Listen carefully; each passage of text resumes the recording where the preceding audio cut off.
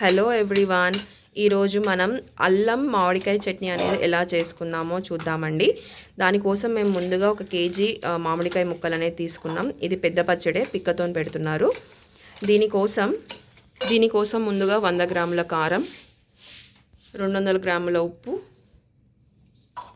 జీలకర్ర, మెంతులు, ఆవాలు. ఇందులో జీలకర్ర అండ్ మెంతులు అనేవి వేయించుకోవాలి. ఆవాలు అనేవి అలానే పట్టేసి మొత్తం అన్నీ కలిపి 25 గ్రామ్స్ తీసుకున్నామండి. అల్లం ఇందులోకి కిలోకి 1/2 కిలో అల్లం తీసుకోవాలండి. ఎల్లిగడ్డ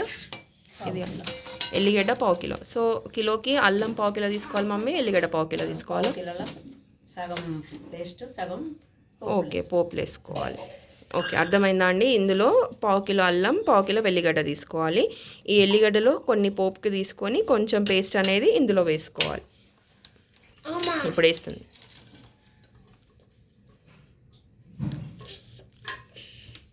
ఇందులో ఓన్లీ వెల్లిగడ్డ వేసి కలుపుతుందండి, అల్లం అనేది వేయట్లేదు, ఇట్లానే పక్కకుంది. అది నూనెలో వేసుకోవాలా మమ్మీ? ఓకే, దీనికోసం బాండీలో నూనె అనేది వేడి చేసుకోవాలండి. ఇప్పుడు కిలోకి 1/2 కిలో ఆయిల్ పోసుకోవాలి. పల్లి నూనె తీసుకోవాలి.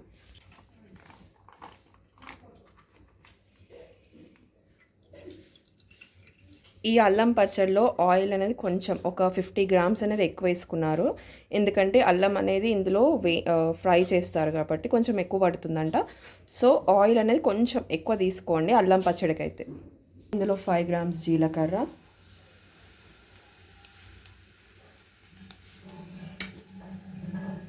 5 గ్రామ్స్ ఆవాలు. ఇవి కూడా ఇలా చిటపటలాడేదాకా ఉంచి చిటపటలు ఆడుతున్నప్పుడు స్టవ్ ఆఫ్ చేసుకొని పెట్టుకోవాలండి. ఇలా దించుకొని పక్కన పెట్టి చల్లార్చుకోవాలండి. ఇప్పుడు ఇందులో ఎల్లిగడ్డలు వేసుకుందాం.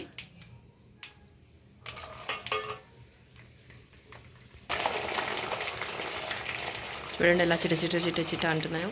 ఇప్పుడు ఇందులో అల్లం అనేది వేసుకుందాం.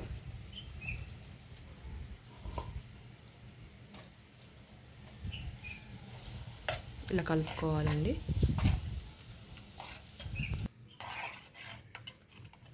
ఇప్పుడు ఈ చల్లారిన మిశ్రమాన్ని ఇందులో వేసుకుందాం.